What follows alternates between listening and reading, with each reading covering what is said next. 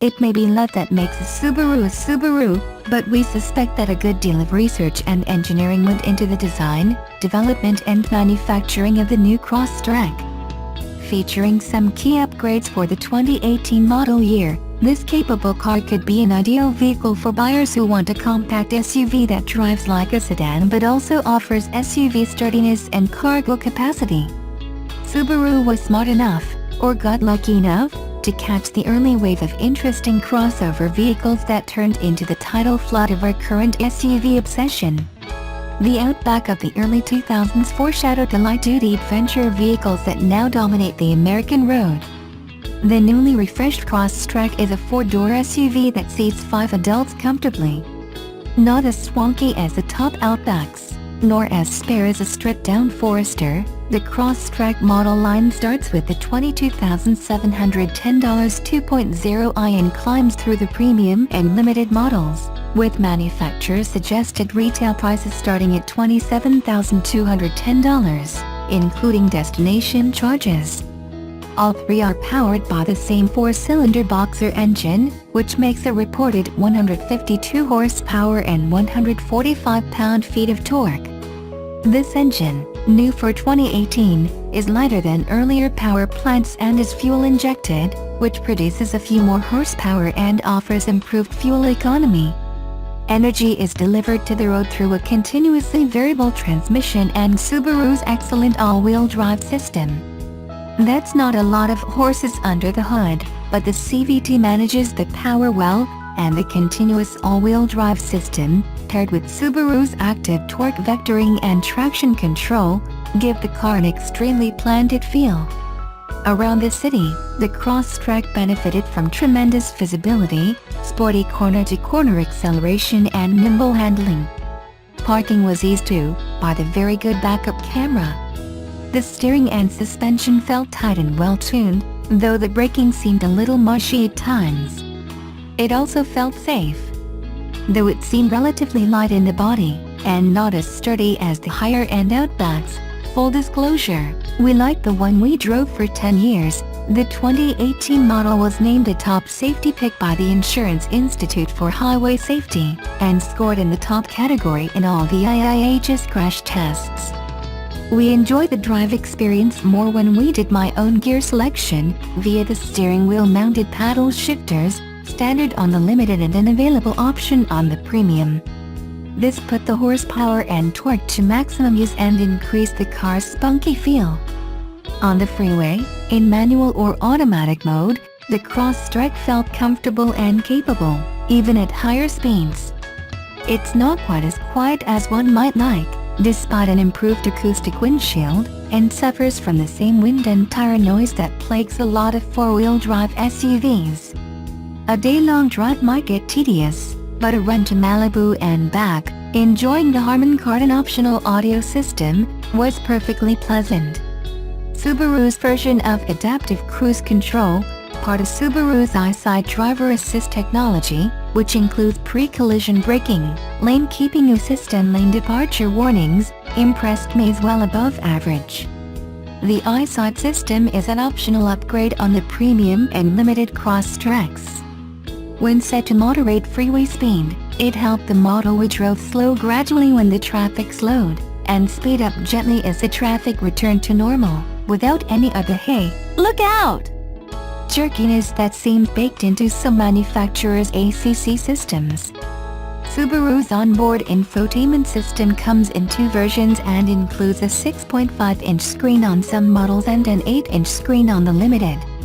In that formulation, it comes standard with Apple CarPlay, Android Auto, along with voice-activated controls, a CD player, dual USB ports and an easy-to-initiate Bluetooth system.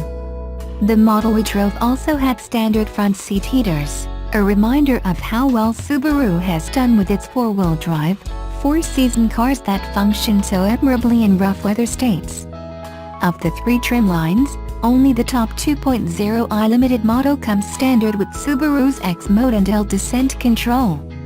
We didn't spend enough time off-road to take advantage of these features, but when paired with the Crosstrek's advertised 8.7 inches of ground clearance, increased cargo space and standard roof rails, They should enable some of the kind of backcountry adventuring that Subaru highlights in its advertising campaigns.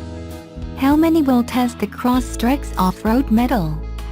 Folks in icy, snowy climes will find the all-wheel drive useful, and will use that roof rack for skis and snowboards. Southern California drivers may want to spin some sand in Joshua Tree or hit the local slopes once the snow starts falling again.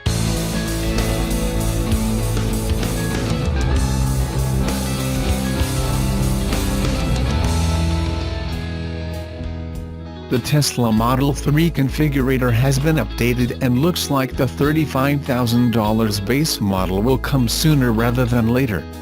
Despite all of the early issues with Model 3 production bottlenecks, it appears as though Tesla is beginning to deliver quite a few of these vehicles.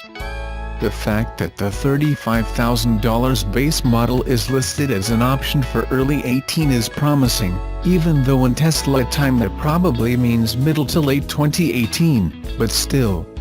Currently, if you're lucky enough to get the invite to configure your Model 3, the bottom line is a whopping $49,000. It was supposed to be $44,000 since Tesla was adding a $9,000 bump for the long-range battery. However, the premium upgrades package is currently mandatory, which adds another $5,000 to the price tag. The base Model 3 will be a single-motor, rear-wheel drive car, just like the long-range model. However, it will carry a smaller battery pack, about 50 kilowatt-hours as opposed to 75 kilowatt-hours. Some people have suggested that the base Model 3 could actually have the same 75 kilowatt-hours battery as the long-range model, although software limited to 50 kilowatt-hours.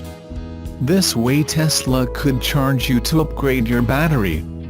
However, there is no information confirming this, and it would be a severe financial disadvantage for Tesla to put the much more expensive pack into the base model. Additionally, if this was the case, the base model could already be made available. Model 3 reservation holder, No Pointer, uploaded some screenshots of the updated Model 3 design studio on the Tesla Motors Club forum. He did so to share the recent changes. Although, if you hadn't seen the configurator previously, you may not realize what's different. The not yet available battery and powertrain are grayed out, so you can't click on them and see specifics. Also, the update seems to be a bit buggy at the moment, but it's working nonetheless.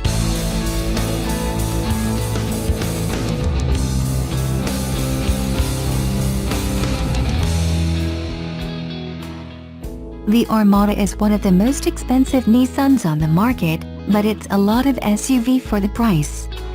The 2018 Nissan Armada is overkill, and the roads of New England are better for it. The Armada is in its sophomore year of a second generation. The first generation felt like an enclosed version of the Titan pickup, and that's mostly because it was. This long-due replacement is once again based on a platform shared with the Titan, but it finally differentiates itself. Yes, the new Titan is more refined, but the Armada feels more like the Infiniti QX80, its luxury counterpart, more than ever before. In fact, the Armada is basically a rebadged version of the Patrol, an upscale SUV commonly found in the Middle East. Climbing into the Armada, you quickly realize how elevated you are off the road. Your eye level is closer to that of big rig divers than the lowly Honda Fit scattering along below. Luckily, the Armada provides ample visibility to see all these smaller vehicles. Despite its massive size, the power driver's seat does not slide far enough back for my long legs to fully extend, as they would in a Suburban. But the second row more than makes up for it, with plenty of rear legroom. In the cabin, the Armada features an upscale feel. The layout isn't as clear as other modern vehicles, but it has some of the hand-me-down class of Infiniti vehicles from the past few years. Trims for the 2018 Armada RSV, SL, Platinum, and Platinum Reserve, like our test model. The base SV is loaded up with new standard features, including 18-inch alloy wheels, push-button start, dark painted roof rails, heated front seats, Bose 13-speaker stereo, and a standard 8-inch touchscreen with integrated navigation system. Platinum Reserve, which could be the best trim name on a new car, boasts heated second-row seats, heated and cooled front-row seats, a heated steering wheel, 20-inch alloy wheels, power sunroof, and leather upholstery. It also includes high-tech safety gear, such as blind spot monitoring, forward collision avoidance, lane departure warning, and intelligent backup intervention, which will brake the vehicle if it senses you're getting too close to an object. Nissan is partial to using its 5.6-liter V8 in trucks and large SUVs, including the Armada. In this application, it makes 390 horsepower and 394 pound-feet of torque. Power is routed through a new 7-speed automatic to the rear wheels, or available 4-wheel drive. The Armada makes more than enough power, and jumps off the line in a way that no twin-turbo V6 can replace. The V8 just has that telltale lurch that gives the Armada the truck feel that many buyers of large SUVs actually want. The Armada features strong, accurate brakes, and despite its size, decent cornering and a respectable turning radius. One major setback is fuel economy. The 4-wheel drive version of the Armada returns an EPA estimated 13 miles per gallon in the city, 18 on the highway, and 15 combined. In our time of mostly city driving, we barely scrape 10 miles per gallon. Drivers of big SUVs have pretty much come to expect these kinds of numbers. Those same owners will be pleased with the Armada's 8,500-pound towing capacity, which is at least 1,000 pounds more than its closest competition. Base MSRP for the 2018 Nissan Armada is $45,600. 4-wheel drive brings the price to $48,500. An SL trim starts at $50,850, and a Platinum starts at $59,190. Our range-topping 4x4 Platinum Reserve clocked in at $63,485. That's quite a hefty sum to pay for a Nissan, but consider that the QX80 starts at $64,750 and can cost more than $82,000 with full options. But with the Armada in the lineup, you almost don't need the QX80. That's how opulent and capable the Armada really is.